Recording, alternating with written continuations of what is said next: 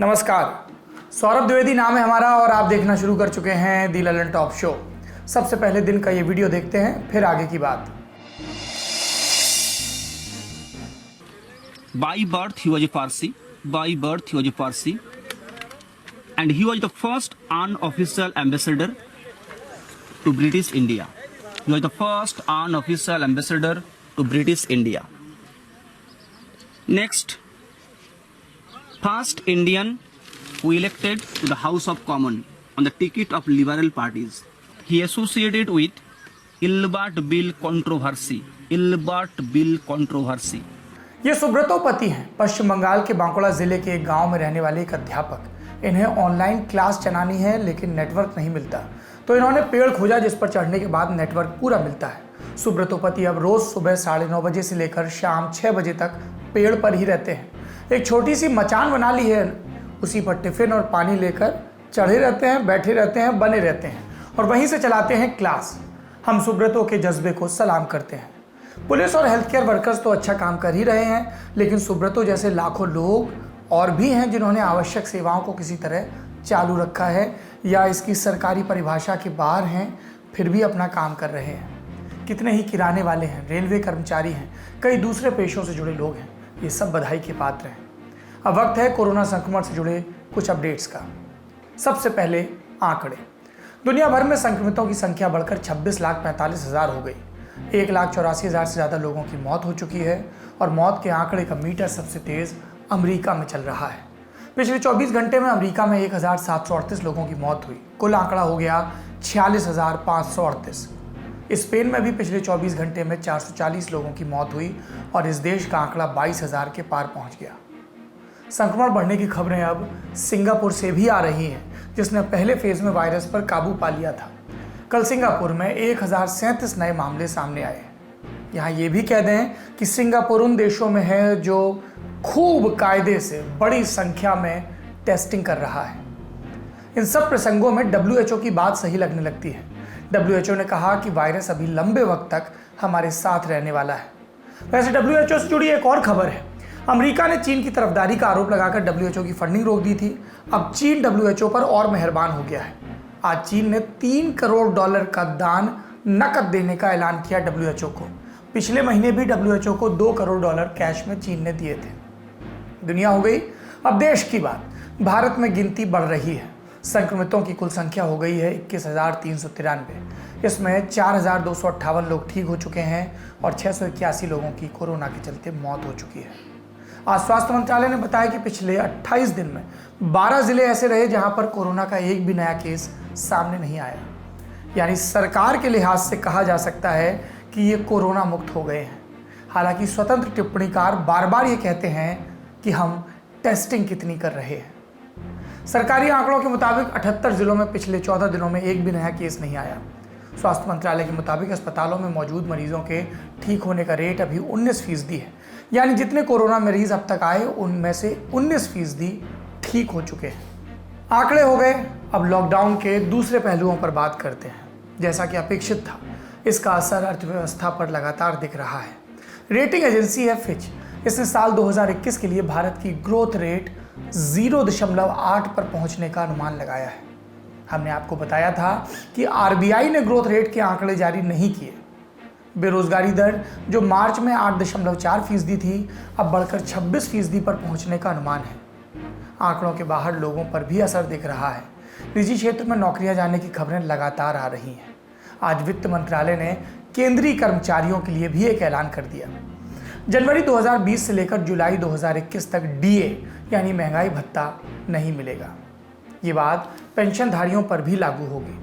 अनुमान है कि इससे केंद्र सरकार 37,500 करोड़ रुपए बचाएगी और अगर ऐसा ही फैसला राज्य सरकारें भी अपने कर्मचारियों के लिए लागू करती हैं तो बचत का यह आंकड़ा 82,500 करोड़ के लगभग होगा।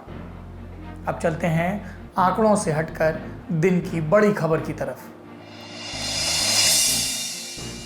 कोरोना संक्रमण पर जब से खबरें आनी शुरू हुई तब से कुछ शहरों और राज्यों का जिक्र नियमित रूप से आ रहा है। कहीं मामलों की संख्या ज़्यादा थी तो कहीं संक्रमण पर काम बहुत अच्छे से हुआ था।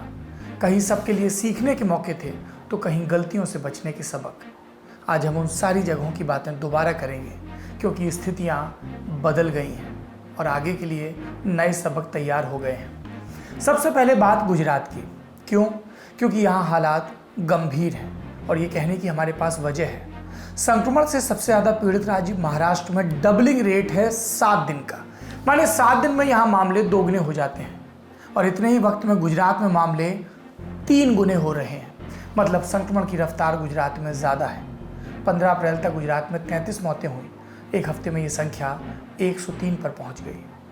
महाराष्ट्र में इतने बड़े केस लोड के साथ 83 मौतें हुई, लेकिन गुजरात जहां मामलों की संख्या उतनी नहीं थी वहां 70 मौतें हुई।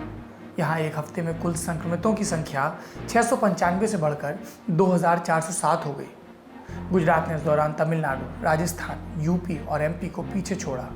ये किसी भी राज्य के लिए अच्छा संकेत नहीं है।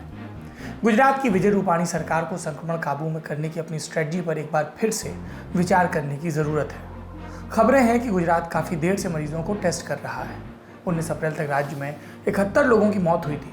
इसमें से 66% माने 47 लोग टेस्ट पॉजिटिव आने के 2 दिन के अंदर मरे थे और 13 लोग तो पॉजिटिव घोषित किए जाने के दिन ही मर गए। साफ है, टेस्टिंग बहुत लेट हो रही है। जब पेशेंट बिल्कुल क्रिटिकल हो रहा है तब हो रही है।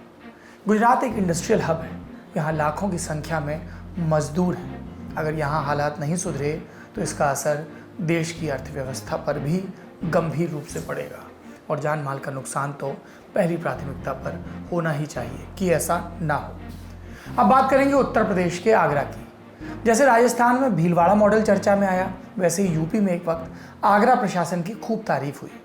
3 मार्च के रोज जब देश में 30 मामले ही सामने आए थे तब 6 मामले आगरा में थे और प्रशासन ने तभी से क्लस्टर कंटेनमेंट पर काम शुरू कर दिया। क्वारंटीन करने के लिए जगह कम न पड़े, इसके लिए प्रशासन ने होटलों के कमरों में पेड क्वारंटीन सेंटर भी बनाए, घर घर जाकर सर्वे किया। कॉन्टैक्ट ट्रेसिंग के दौरान संक्रमित लोग कोई गलत जानकारी तो नहीं दे रहे, ये जानने के लिए जीपीएस, फोन ट्रैकिंग और सीसीटीवी कैमरों की भी मदद ली। आगरा स्मार्ट सिटी प्रोजेक्ट की वेबसाइट का इस्तेमाल रोगों के रजिस्ट्रेशन के लिए भी किया गया और इन सारे कामों की निगरानी के लिए बना एक वॉर रूम। इसे कहा गया आगरा मॉडल और इसकी तारीफ खुद केंद्र सरकार ने की थी।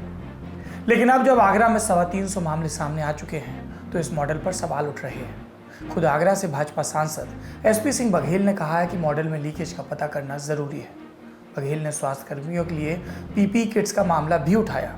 अब तक 24 स्वास्थ्य कर्मचारी कोरोना पॉजिटिव हो चुके हैं और आगरा प्रशासन वो भी ये कह रहा है कि मॉडल अच्छे से काम कर रहा है और टेस्टिंग पर जोर दिया जा रहा है। सांसद जी की बात पर उनकी ही सरकार के मुख्यमंत्री योगी आदित्यनाथ ध्यान देंगे क्या?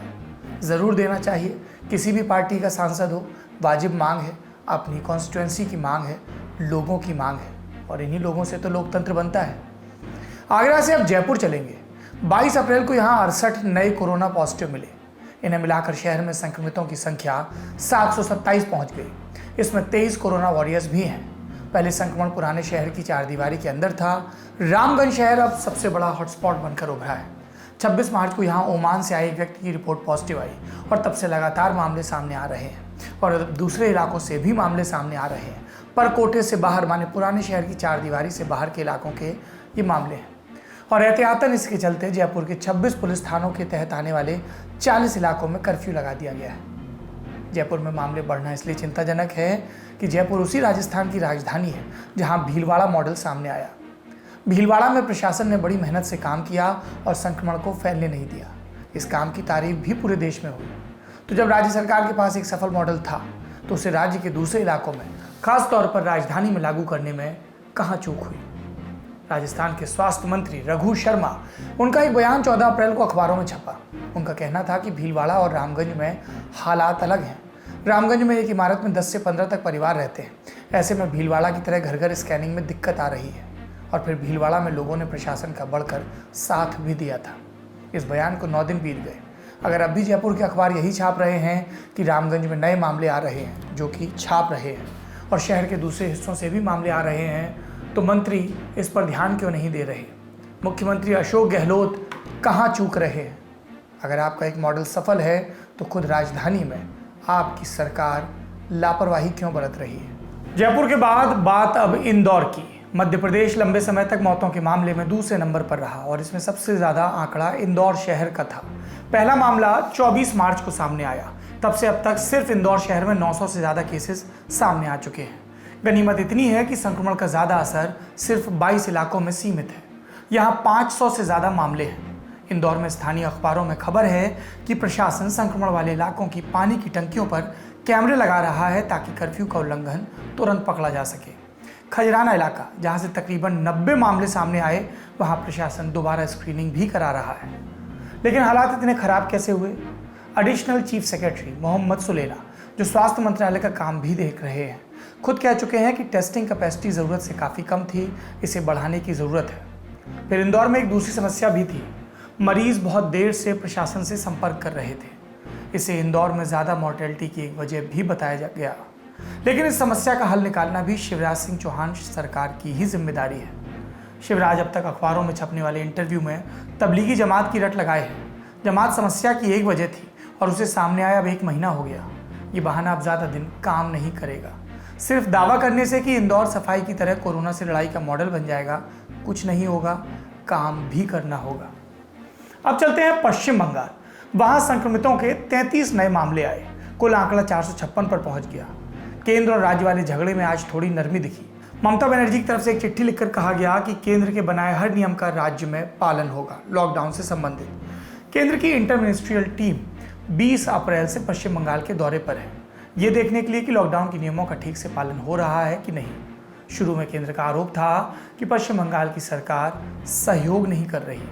अब सरकार ने गृह मंत्रालय को चिट्ठी लिखकर कहा है कि राज्य में नियम लागू किए जाएंगे, तो कुछ झगड़ा नरम पड़ता लग रहा है। लेकिन राज्यपाल जगदीप धनखड़, उन्होंने एक मोर्चा और खोल दिया है। राज्यपाल ने ट्विटर पर लिखा कि ममता बनर्जी सरकार ने WHO के अधिकारियों का तो रेड कारपेट वेलकम किया और केंद्र सरकार की टीम का विरोध किया। सरकार बताए कि WHO से क्या फ़ायदा ले रहे हैं। WHO पर ये इल्ज़ाम क्यों? क्योंकि उनकी टीम पश्चिमी मिदनापुर आई थी और ममता बनर्जी सरकार ने भरपूर सहयोग किया था। बंगाल की बात लगातार हम अपने शो में करते रहे हैं। आज फिर ये सब इसलिए बताया कि राज्य और केंद्र अपना झगड़ा एक तरफ रखें और ये काम नेताओं के भरोसे छोड़ना ना करें। हम लोग सिर्फ उन तक ना छोड़ें। पश्चिम बंगाल की जनता को ये मांग करनी होगी कि उनकी सेहत के साथ इस तरह का खिलवाड़ करने का हक ना तो कोलकाता वाली सरकार को है, ना दिल्ली वाली सरकार को। और चूंकि सेहत राज्य का विषय है प्राथमिकता से, इसलिए ममता बनर्जी सरकार की ज़्यादा जिम्मेदारी बनती है। आखिरी में बात महाराष्ट्र और खासकर मुंबई की करेंगे। महाराष्ट्र में 5,652 मामले सामने आए। ठीक हुए 789 लोग, मौतें हुई 259। अकेले मुंबई में 3,683 मामले हैं। महाराष्ट्र में डबलिंग रेट भी बहुत तेज़ है। यहाँ हर 4 से 5 दिन में मामले दोगुने हो जाते थे। मुंबई को लेकर चिंता इसलिए भी ज़्यादा थी कि यहाँ के कई इलाके बेहद भीड़ भाड़ वाले हैं। धारावी जैसी बड़ी झुग्गियों को लेकर तो खुद प्रशासन कह चुका है कि यहाँ होम क्वारंटीन काम नहीं करेगा, क्योंकि सोशल डिस्टेंसिंग जितनी जगह ही नहीं है। यहाँ अब तक 190 मामले सामने आए हैं और 12 लोगों की मौत हुई है। 22 अप्रैल को यहाँ एक ऐसा शख्स पॉजिटिव पाया गया जो 14 मजदूरों के साथ एक बिल्डिंग में एक हिस्से में रहता था। यहाँ कपड़े बनाने का काम होता था। इस बिल्डिंग में कपड़ों का काम करने वाली कई और छोटी छोटी यूनिट्स हैं। अब सबकी जान सांसत में है। लेकिन महाराष्ट्र में हालात कुछ सुधरे भी हैं। महाराष्ट्र सरकार के स्वास्थ्य मंत्री राजेश टोपे का कहना है कि पहले 14 जगहों पर मामले गंभीर थे, अब सिर्फ 5 जगहों पर। मुंबई शहर, मुंबई सटे इलाके, नागपुर, पुणे और मालेगांव। टोपे ने यह भी कहा कि रोजाना 7,000 टेस्ट के साथ महाराष्ट्र टेस्टिंग के मामले में देश में अव्वल है। लेकिन सरकार की तरफ से सारी बातें अच्छी ही हो रही हैं क्या? नहीं। उद्धव ठाकरे सरकार बार बार केंद्र से मजदूरों के लिए स्पेशल ट्रेन चलाने को कह रही है, जबकि लॉकडाउन में कम से कम लोगों को एक जगह से दूसरी जगह जाना चाहिए। राज्य ने केंद्र से 2,000 वेंटिलेटर भी मांगे। अगर राज्य चाहता है कि इन वेंटिलेटर्स के इस्तेमाल की नौबत ना आए, तो उसे मजदूरों को वापस भेजने की जगह अपना काम अच्छी तरह करने पर ध्यान लगाना चाहिए। अब बात करेंगे कोरोना वायरस को लेकर फैलाई जा रही अफवाहों की। आज सोशल मीडिया से एक तस्वीर आपके सामने पेश करते हैं। क्या है ये तस्वीर? धर्म के नाम पर गुमराह करने वाली तस्वीर है। तस्वीर में बताया जा रहा है कि रूह अफ़ज़ा है और ये तबलीगी जमात का प्रोडक्ट है और इसे बनाने वाली कंपनी में सिर्फ मुसलमान ही नौकरी कर सकते हैं। फेसबुक, ट्विटर, व्हाट्सएप, उस पर ये पोस्ट खूब शेयर हो रही है। इस बारे में एक वायरल ट्वीट की भाषा आपको हूबहू बताते हैं। अफ़ज़ा में तबलीगी जमात के लोगों ने थूका होगा, कृपया गर्मियों में हमदर्द की शरबत रूह अफ़ज़ा न पिए। इस तरह के ट्वीट के स्क्रीनशॉट व्हाट्सएप पर शेयर हो रहे हैं, लेकिन सच्चाई क्या है? थूकने की बात बाद में करेंगे। पहले जानिए कि रूह अफ़ज़ा तबलीगी जमात का प्रोडक्ट है या नहीं। रूह अफ़ज़ा बनाने वाली कंपनी का नाम है हमदर्द। 1906 में हकीम हाफिज़ अब्दुल मजीद ने पुरानी दिल्ली की गलियों में हमदर्द दवाखाना की शुरुआत की थी और आगे चलकर हमदर्द ने रूह अफ़ज़ा बनाना शुरू किया। हमदर्द का तबलीगी जमात से कोई सीधा ताल्लुक़ नहीं है। दूसरा वायरल दावा कि रूह अफ़ज़ा बनाने में सिर्फ मुस्लिम ही काम करते हैं, इसमें भी सच्चाई नहीं है। इस बारे में समाचार चैनल आज तक की एक पुरानी रिपोर्ट हमारे सामने आई। तब हमदर्द के दिल्ली ऑफिस में जाकर इस बात की तस्दीक की गई थी कि वहाँ गैर मुस्लिम कर्मचारी काम करते हैं या नहीं, और बात यहाँ एक अफवाह के खंडन की थी, इसलिए आपको बता रहे हैं। वरना कई दफ्तर ऐसे हो सकते हैं जहाँ सिर्फ हिंदू हों, सिर्फ सिख हों, सिर्फ मुसलमान हों, लेकिन सिर्फ एक धर्म के लोग काम करते हैं। इस वजह से उसका बहिष्कार क्यों किया जाए? हम रोज़ आपको बताते हैं, बार बार कहते हैं, सोशल मीडिया में आपको जो बताया जा रहा है, दिखाया जा रहा है, वो सब सच नहीं होता। सच वो होता है जिसके तथ्य मिले, प्रमाण मिले, और ऐसी जगह से मिलें जिनको अपनी क्रेडिबिलिटी की चिंता है। आप इस विराट जग की माया समझें ना समझें, काम चल जाएगा। सोशल मीडिया की इस माया को ज़रूर समझिए। और रही थूकने की बात, तो कोई भी ऐसा क्यों करेगा? ये फालतू की बात है, ये इतनी तथ्यहीन बात है कि इसके लिए कोई भी तर्क देने की ज़रूरत ही नहीं है। कोरोना का झूठ सुना, अब कोरोना से जुड़ा सच बताते हैं। अमेरिका में 2 पालतू बिल्लियां कोरोना संक्रमित मिली, जिसके बाद ये सवाल उठ रहे हैं कि क्या हमारे घर में जो पेट्स हैं, कुत्ता, बिल्ली, खरगोश या फिर किसानों की गाय बकरियां, इनसे कोरोना वायरस का संक्रमण फैल सकता है? और अगर संक्रमण फैल रहा है तो जैसे बचाव के लिए हम फेस मास्क पहनते हैं, वैसे ही क्या पालतू जानवरों को मास्क पहनाना पड़ेगा, क्वारंटीन करना पड़ेगा?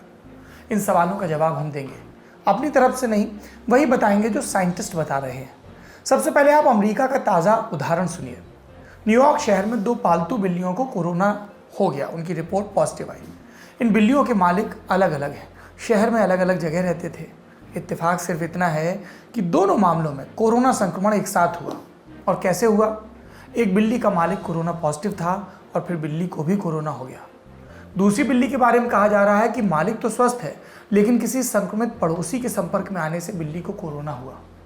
यानी ये स्पष्ट है कि दोनों मामलों में इंसानों से बिल्लियों में कोरोना पहुंचा। अब अगर कैट्स को कोरोना होता है तो लक्षण कैसे होते हैं? कुछ कुछ इंसानों के ही जैसे। उन्हें सांस लेने में तकलीफ होती है, खांसी होती है।